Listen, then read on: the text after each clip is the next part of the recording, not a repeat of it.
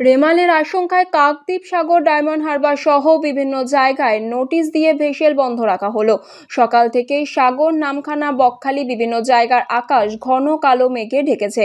কোথাও ঝিরিঝিরি বৃষ্টি হচ্ছে, আবার কোথাও গুমোট গরম, সাথে হালকা দমকা বাতাস বইছে।